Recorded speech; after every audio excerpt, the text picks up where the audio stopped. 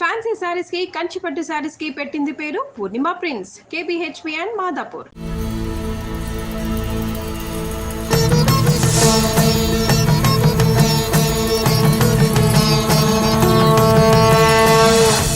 నమస్కారం. కార్తీక పురాణం 19వ అధ్యాయం పారాయణలోకి వచ్చాం. 18వ అధ్యాయంలో ధనలోభి దీపస్తంభ రూపంలో నుంచి మానవ రూపంలోకి మారిన తర్వాత అక్కడున్న ఋషుల చేత ఈ కర్మానుష్ఠానము దాని ఫలితాన్ని గురించి తెలుసుకుంటున్నాడు.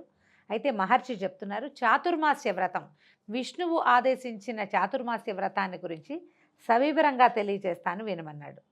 శ్రీ లక్ష్మీనారాయణుల దగ్గరికి దేవర్షి అయిన నారదుడు ఒకనాడు వైకుంఠానికి వచ్చాడట. వినయ విధేయతలతోనూ భక్తి ప్రపత్తులతో ముకుళిత హస్తాలతోనూ నమస్కరించి నిలబడ్డాడు. శ్రీహరి చిరునవ్వులు చిందిస్తూ నారదా క్షేమమా అని ప్రశ్నించాడు. ముల్లోకాలు ఎలా ఉన్నాయి ఏమిటి అని కుశల ప్రశ్నలు వేశాడు. అయితే మునులు ఇంకా అడుగుతున్నారన్నమాట. మునులు జనులు మంచి పనులు చేస్తూ సత్ప్రవర్తనతో అలరారుతున్నారా అని ప్రశ్నించాడు. దానికి నారద మహర్షి ఏం చెప్తున్నాడు, ఓ ముకుంద, లక్ష్మీ వల్లభ, లోక సంరక్షక, నీకు తెలియని విషయాలు ఏముంటాయి చెప్పు, అయినా నువ్వు అడుగుతున్నావు కనుక విన్నవించుకుంటాను. లోకంలో మానవులంతా ఎవరి పనులను బట్టి వాళ్ళు తిరుగుతున్నారు, అంటే ఎవరి హడావిడిలో వాళ్ళు ఉన్నారు. చేయవలసిన పనుల పట్ల శ్రద్ధ లేకుండా ఉంది. పుణ్యవ్రతాలు చేసేవారు కూడా వాటిని నిర్విఘ్నంగా పరిసమాప్తి చేయలేకపోతున్నారు. ఇతరులను నిందించటము, అహంకారము మానవులలో పెచ్చు పెరిగిపోయింది. తర్వాత తినకూడని పదార్థాలైన మధువు, మాంసము తీసుకోకూడదు. వాటి పట్ల మోజు కలగటంతో హింసలు చేస్తున్నారు, చేయరాని దుష్కృత్యాలు చేస్తున్నారు. అటువంటి వారిని ఉద్ధరించి కాపాడవలసిన వాడవు నువ్వే కదా జగద్రక్షక అంటూ లోకరీతిని అంతటినీ వివరించి చెప్పాడు. ప్రతి యుగంలోనూ ఇలాగా తత్వాలు మారిపోవటం అనేది సహజంగా జరిగేదేనండి. మనం కూడా ఒక 100 ఏళ్ల క్రితం మన తత్వాలు వేరు. ఎవరైనా ఒక తాగుబోతూ, ఒక తిరుగుపోతూ, ఒక్కడు దుర్మార్గుడు, దుష్ప్రవర్తన కలిగిన వాళ్ళు చాలా తక్కువ ఉండేవారు సమాజంలో. క్రమంగా ఏమవుతుంది, కొంతకాలానికి సమాజం మారి మారి మారి మారి దుష్ప్రవర్తనే సరైందిగా, దుష్ప్రవర్తన లేకపోతే కుదరదనే ధోరణి వచ్చేస్తుంది. ఆ ధోరణి వచ్చిన ఒక సమయంలో నారదుడు వచ్చి విష్ణుమూర్తికి తెలియజేశాడనమాట. నారదుడు చెప్పిందంతా విన్న శ్రీ మహావిష్ణువు లోకాలను సంరక్షించడం కోసం, ధర్మాన్ని సముద్ధరణ కోసము లక్ష్మీ సహితుడై భూలోకానికి విచ్చేశాడు. పుణ్యక్షేత్రాలు, పుణ్యతీర్థాలు, మహర్షుల ఆశ్రమాలు తిరుగుతున్నాడు. అసలు రూపంలో కాకుండా వృద్ధ దంపతుల రూపంలో తిరుగుతున్న లక్ష్మీనారాయణలను కొందరు నిరసిస్తున్నారు. ఏంటి ముసలాళ్ళు ఎందుకు తిరుగుతారు, ఇంట్లో పడి ఉండొచ్చు కదా, ఒక చోట ఉండొచ్చు కదా, ఎందుకు వస్తారు, రోడ్ల మీద పడి ఎందుకు తిరుగుతారు, మీకు ఎందుకు పుణ్యక్షేత్రాలు, ఇలా మాట్లాడేవాళ్ళు కొంతమంది. అయితే మరికొందరు గౌరవించి ఆదరించి అతిథి సత్కారాలు చేస్తున్నారు. కొంతమంది ఏమంటారు, పెద్దవాళ్ళు ఇంత ఓపికగా వచ్చారని వాళ్ళని ఆదరించే వాళ్ళు కూడా కనిపిస్తున్నారు. అసలు వీళ్ళని పట్టించుకోకుండా వాళ్ళ పనులలో నీలమైపోయిన వాళ్ళు ఇంకా కొంతమంది. ఈ విధంగా ప్రజలు అనేక రకాలుగా తిరగటం చూసిన రమామాధవులు ఋష్యాశ్రమాలకు బయలుదేరారు. అలా ప్రయాణిస్తూ మహర్షులను సందర్శిస్తూ నైమిషారణ్యానికి చేరుకున్నారు. నైమిషారణ్యం మనం ఎప్పుడు చెప్పుకునేదే, మహాద్భుతమైనది. ఎందరో ఋషులు మునులు అక్కడ నివసిస్తూ ఉంటారు. నిత్యము ఏదో ఒక యాగంతో, ఏదో ఒక యజ్ఞంతో అలరారుతూ ఉంటుంది. ఆ ప్రాంతానికి చేరారట. అయితే అక్కడ సూత శౌనకాది మహర్షులు ఆ వృద్ధ దంపతుల్ని భక్తి శ్రద్ధలతో ఆరాధించారు. వారిలో జ్ఞానసిద్ధుడనే యోగ పుంగవుడు ఉన్నాడు, ఒక ఆయన యోగీశ్వరుడు. ఆయన ఏమన్నాడు, హృషికేశ, మాధవ, మధుసూదన, పుండరీకాక్ష, ఈనాటి మీ రాకతో మేము మా ఆశ్రమము పవిత్రులమై ధన్యత చెంది తరించాము. ఓ చరాచర జగన్నాటక సూత్రధారి, లోకాలన్నీ అతలాకుతలమైపోతున్నాయి, సత్కర్మలకి దూరమైపోతున్నాయి, ధర్మము గ్లానికి గురి అవుతోంది. ఓ లోకరక్షక, లోకాలన్నీ తరించే ఉపాయాన్ని ఉపదేశించు అని పరిపరి విధాలుగా ప్రార్థించాడట జ్ఞానసిద్ధుడనే యోగి పుంగవుడు. శ్రీమన్నారాయణుడు ఏమన్నాడంటే, జ్ఞానసిద్ధ, కోరుకోవలసిన కోరికనే కోరేవు. లోకాన్ని ఉద్ధరించాలనే ధ్యేయంతో నేను లక్ష్మితో కలిసి భూలోకానికి వచ్చాను.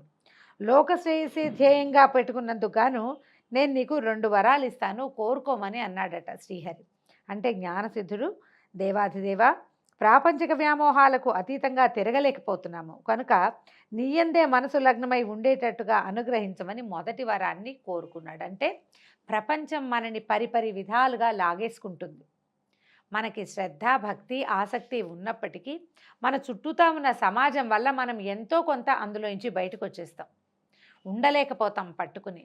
చేయగలిగిన వాడు, ఏదైనా విధానంగా పద్ధతిగా చేయదలుచుకున్నవాడు తన ధర్మాన్ని విడిచిపెట్టకూడదని భావించేవాడికి ఇంట్లోంచే వ్యతిరేకత వస్తుంది. ఇల్లు సమాజము అతన్ని చేయనివ్వదు. కొంతకాలం అంటే ఈ ధర్మగ్లాని అనేది ప్రతి యుగంలోనూ కనపడుతుంది. ఆ యుగంలో బాగా కనిపిస్తుందన్నమాట. అయితే దాన్ని అనుగ్రహిస్తానని చెప్పాడు పరంధాముడు. రెండో వరం కోరుకోమన్నాడు. దురాచారాలు, పాపకర్మలు, స్వార్థ చింతనలు ప్రజలలో బాగా పెరిగిపోయాయి కనుక అవి తొలగిపోయి ప్రజలు ధర్మచింతనలై ప్రవర్తించడానికి అనుకూలత కలిగించగలిగినటువంటి వ్రతాన్ని దేనైనా ఉపదేశించమని ఈయన జ్ఞానసిద్ధుడు కోరుకున్నాడన్న. ఈ కోరిక విన్నటువంటి లోకరక్షకుడు, నీ కోరికని సిద్ధింపచేయగలిగే ఒక వ్రతాన్ని అనుగ్రహిస్తాను. దీనివలన ప్రజలలో జాగరూకత కలుగుతుంది, నిశ్చలత ఏర్పడుతుంది, నిర్మలత్వం లభిస్తుంది. ఆషాఢ శుద్ధ దశమి నుండి కార్తీక శుద్ధ ద్వాదశి వరకు కలిగినటువంటి 4 నెలల కాలము లక్ష్మీ సహితుడినై నేను పాలకడలిలో పవళించి ఉంటాను. నాకు నిద్రాసుఖాన్ని కలిగించే ఈ కాలమంతా ప్రజలు మెలకుగా మసలుకోవటానికి నేను చెప్పే వ్రతం సహాయపడుతుంది. ఈ వ్రతం నాకు అత్యంత ప్రీతిపాత్రమైనది. నియమనిష్టలను పాటిస్తూ ఈ 4 నెలలు చేసే వ్రతాన్ని చాతుర్మాస్య వ్రతం అంటారు. ఈ వ్రతాన్ని ఆచరించడం వల్ల జనుల పాపాలు నశించి తరిస్తారు. జరాభారం అంటే ముసలితనపు బాధలు, ఆరోగ్య భంగము, అనారోగ్యాలు, జన్మల వలన అంటే పదే పదే పుట్టడం వల్ల కలిగేటువంటి బాధలు ఏవీ ఉండవు. పుణ్యప్రదాయకమైన ఈ వ్రతదీక్ష చేపట్టిన వాళ్ళు ఆషాఢ శుద్ధ దశమి నుండి తర్వాత నెలలోని శ్రావణ శుద్ధ దశమి వరకు శాకము చెప్దాం దాని సంగతి. ఆ తర్వాత శ్రావణ శుద్ధ దశమి నుండి భాద్రపద శుద్ధ దశమి వరకు పెరుగు, భాద్రపద శుద్ధ దశమి నుండి ఆశ్వీజ శుద్ధ దశమి వరకు పాలు, ఆశ్వీజ శుద్ధ దశమి నుండి కార్తీక శుద్ధ దశమి వరకు పప్పు దినుసుల్ని వదిలిపెట్టాలి. 4 నియమాలు చెప్తున్నారండి. తొలి నెలలో అంటే ఆషాఢం నుంచి శ్రావణం దాకా శాకం అంటే కూరలు మానేయాలి. కూరగాయలు లేవు, ఓన్లీ పప్పు, కూరలు తినకూడదు అని. అంటే కార్తీక పురాణాన్ని బట్టి ఇట్లా చెప్తున్నారండి. ఈ కాలంలో మళ్ళీ ఏవో కొంచెం మన గురువు ఉపదేశిస్తారు, ఇవి తినండి ఇవి తినకూడదు అని. మనం గురూపదేశాన్ని బట్టి ప్రవర్తించవచ్చు. పురాణంలో చెప్పింది అయితే ఇది శాకము. తర్వాత ఏమో శ్రావణం నుంచి భాద్రపదం దాకా పెరుగు తినకూడదు.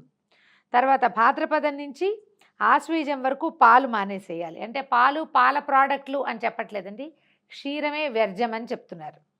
తర్వాత ఆశ్వీజ శుద్ధం నుంచి ఆశ్వీజ మాసం నుంచి కార్తీకం వరకు పప్పులన్నీ వదిలిపెట్టేసాలి. కందిపప్పు, పెసరపప్పు, మినపప్పు, శనగపప్పు, పల్లీలు వీటిని మానేసేయాలి. పప్పు ధాన్యాలను మాత్రం మానేసేయాలట. క్రమంగా నేను చెప్పిన వాటిలో ఒక్కొక్కటిగా వదిలిపెడుతూ పరిమితమైన ఆహారాన్ని తీసుకుంటూ పూజా పునస్కారాలతో ఈ 4 నెలల కాలము భక్తి తత్పరులై నన్ను సేవిస్తూ ఉండాలి. ఈ విధంగా నన్ను సేవించే వారికి నేను ముక్తిని ప్రసాదిస్తాను. ఇట్లా అంటే చాతుర్మాస్య వ్రతాన్ని ఆచరిస్తే విష్ణువుకి అత్యంత ప్రీతిపాత్రమైన ఈ 4 నెలలు ఆయన నిద్రాకాలంలో ఉన్నప్పుడు మనం ఆయననే సేవిస్తూ ఆయన చెప్పినటువంటి విధానాన్ని పాటిస్తూ ఈ వ్రతాన్ని చేస్తే విష్ణువుకి ప్రీతిపాత్రమైన వ్రతం చేయటం వల్ల తర్వాత కాలంలో మనకి అనారోగ్యాలు రావని, బాగుంటామని. మీరు చూడండి, ఏదైనా ఒక వస్తువు తినకూడదు అంటే అదే ఎక్కువ తినాల్సి వచ్చి మనం వెంబడపడుతూ ఉంటుంది. బుద్ధికి సంయమనం కావాలి. నేను చాతుర్మాస్యంలో ఉన్నా ఇది నేను తిన్ను అని చెప్పగలగాలి. నేను తిన్నాను చెప్పాలి, తినకుండా ఉండాలి. ఈ రకంగా నియమ పాలన వల్ల ఏమవుతుంది, జీవితానికి క్రమశిక్షణ, ఒక పద్ధతి, తీరు, తెన్ను వస్తాయి.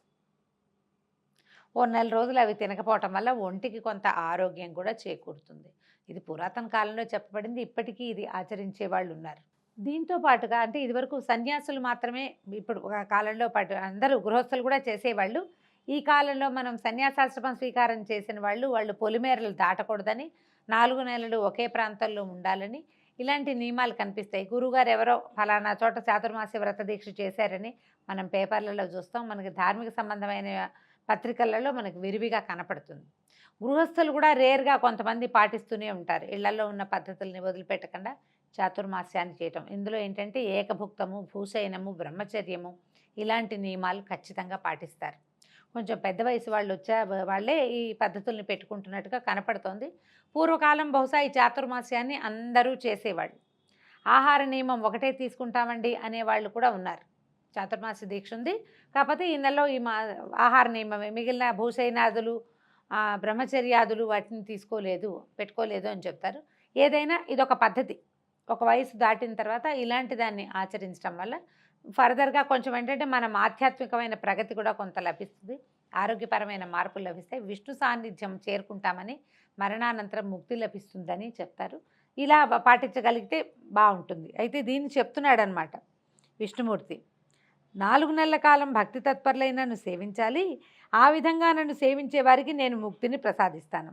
భగవంతుడికి మనకి నిద్ర, మెలకువ, సుషుప్తి ఉంటాయి. మనకి అంతే కదండి. రాత్రి పడుకుంటాము, మధ్యలో గాఢమైన నిద్ర పడుతుంది, మర్నాడు మేల్కుంటాము. ఈ 3 మానవ సహజ లక్షణాలు. కానీ భగవంతుడికి లేవవి. ఆయనకి నిద్ర లేదు, మెలకు లేదు, సుషుప్తి లేదు. కానీ ఏంటంటే మరి ఈయన ఎలా పడుకున్నాడు విష్ణుమూర్తి? మనం చెప్పుకుంటాం, తొలి రోజున పడుకున్నాడు, తొలి ఏకాదశి నాడు. అక్కడి నుంచి పరివర్తన ఏకాదశి పక్కకి తిరిగాడని, కుడి పక్కకి తిరిగాడని, ఎడం పక్కకి తిరిగాడని 2 ఏకాదశులు చెప్పుకుంటాం మధ్యలో. తొలి ఏకాదశి నుంచి కార్తీక శుద్ధ ఏకాదశి దాకా మధ్యలో ఉన్న శుద్ధ ఏకాదశుల్లో ఈ మాటలు చెప్తారు. పరివర్తన ఏకాదశి అనేది ప్రత్యేకంగా చెప్పబడుతుంది. విష్ణువు పక్కకి తిరుగుతాడు అని. దానికి స్వామివారే స్వయంగా చెప్తున్నాడు. మానవులకి ఈ అవస్థలు ఉన్నాయి, అవస్థాత్రయాలు ఏమి, నిద్ర, మెలకువ, సుషుప్తి ఉంటాయి. నేను వీటికి అతీతుణ్ణి. నాకేం అక్కర్లేదు, నాకు నిద్ర లేదు, నేను అలా ఉంటానంతే, అది మీకోసమే. భక్తుల నిద్రా పరిశీలనమే నా నిద్రావస్థ. నేను పడుకున్నాను అంటే నేను మిమ్మల్ని పరిశీలించడం కోసం పడుకున్నాను, కానీ నేను నిద్రపోయినట్టు కాదు అని చెప్తున్నాడు. ఓ జ్ఞానసిద్ధ, నేనే ఈ 4 నెలలు నిద్రా నెపంతో పడుకున్నప్పటికీ భక్తి కలిగిన వాళ్ళని పరిశీలిస్తూనే ఉంటాను. 3 కాలములందు అంటే ఉదయము, మధ్యాహ్నము, సాయంకాలము నన్ను స్తుతించే వాళ్ళకి, నిర్మలమైన మనసుతో క్రమం తప్పకుండా నన్ను పూజించే వాళ్ళకి నేను ప్రసన్నుణ్ణి అవుతాను అని ప్రబోధ చేశాడు. శ్రీహరి వైకుంఠానికి వెళ్ళి శేషతల్పం మీద సేనించాడు. అలా చెప్పి వెళ్ళిపోయాడని పాపాత్ములు, దుర్మార్గులు కూడా ఈ వ్రతం వలన మంచి ప్రవర్తన కలిగిన వాళ్ళు అవుతారు. అన్ని కులాల వాళ్ళు ఈ వ్రతాన్ని చేయొచ్చు. దీంట్లో స్త్రీలు, పురుషులు, యోగులు, బ్రహ్మచారులు నియమం లేదు. భర్తలు లేని వాళ్ళు కూడా, వైధవ్యాన్ని పొందిన స్త్రీలు కూడా చాతుర్మాస్య వ్రతాన్ని స్వీకరించవచ్చు. దానికి కుల విచక్షణ, వయో విచక్షణ ఏదీ లేదు. స్త్రీ పురుషులు అందరూ కూడా ఈ వ్రతాన్ని చేసుకోవచ్చు. ఆ వ్రతం ఏముంది? 4 నెలలు ఇలా చెప్పబడినటువంటి పదార్థాలను విసర్జించటము, ఏకభుక్తము, భూశయనము. ఒకటి పగలే భోజనం చేస్తాం, రాత్రిపూట ఏ రోజు అన్నం తినము. తర్వాత వేరే ఊరు ప్రయాణాలు చేయము, తరచుగా దేవాలయాలకు వెళ్ళటము, భగవంతుని నామస్మరణ, త్రికాలాల్లోనూ విష్ణునామస్మరణ చేయటమే ఈ చాతుర్మాస్య వ్రతం యొక్క లక్షణమట. ఇలా ఎవరు చేస్తే వాళ్ళు పాపాత్ములు, దుర్మార్గులు కూడా సత్ప్రవర్తన కలిగిన వాళ్ళు అయి ఉంటారు. ఈ వ్రతాన్ని నిందించినా, నిరసించినా గోహత్య మహాపాతకాన్ని, జన్మజన్మలు సురాపానం చేసిన దోషాన్ని పొందుతారని మహర్షి వివరంగా అక్కడున్న శిష్యులకి, తర్వాత ధర్మలోభుడు ముందు ఒకటి చెప్పాడు కదా, ఈ దీపస్తంభం నుంచి మనిషిగా మారాడు, అతను కూడా ఈ వివరాన్ని చెప్పారనమాట. ఆచార ప్రభవో ధర్మో ధర్మస్య ప్రభురచ్యుత. ఈ వాక్యం మనం విష్ణు సహస్రనామాల్లో వింటాం. దీనికి చెప్తున్నారు, మనం చేయవలసిన ఆచారాలని, పనులను, ధర్మాలను నిర్దేశించింది వాటికి ప్రభు అయినది పరమాత్మే. మనం ఈ ధర్మం మనది అని చెప్పింది కేవలము భగవంతుడు మాత్రమే. కాబట్టి ఆయా కాలములందు ఆయా ధర్మాలని ఆచరించి సన్మార్గులుగా మారాలి. చిన్న నా బొజ్జకి శ్రీరామ రక్ష అన్నట్టు కాకుండా, రోజు మన గురించే కాకుండా లోకా సమస్తా సుఖినో భవంతు అనేటువంటి మహావాక్య స్మరణ చేయాలి. ప్రపంచంలో ఉన్న వాళ్ళందరూ బాగుండాలి. ఆ బాగున్న ప్రపంచంలోనే మనం ఉండాలని కోరుకోవాలి. జ్ఞానసిద్ధుడిలాగా ఇప్పుడు జ్ఞానసిద్ధుడు కోరుకున్నాడు, లోకం అంతా బాగుండేటట్టుగా ఒక వరాన్ని ఇవ్వు, ఎప్పుడు మేము భగవంతుణ్ణే తలుచుకుంటూ ఉండేటట్టు ఒక ప్రత్యేకమైన వ్రతాన్ని గురించి చెప్పు అని ఆయన లోకుల కోసమే అడిగాడు. నీకు 2 వరాలు ఇస్తానని భగవంతుడు చెప్తే అవి లోకోపకారం కోసం ఇచ్చేశాడు. కాబట్టి జ్ఞానసిద్ధుడిలాగా జీవించాలి ప్రతి వాళ్ళు. అలాంటి వాడు భగవంతుడి దర్శనము, ఆయన యొక్క అనుగ్రహాన్ని పొందొచ్చు అని గ్రహించాలి. దీంతో 19వ రోజు పారాయణ పూర్తయింది. రేపు మళ్ళీ 20వ రోజు ఉదయం సరికొత్త అధ్యాయ పారాయణతోటి కలుసుకుందాం. నమస్కారం.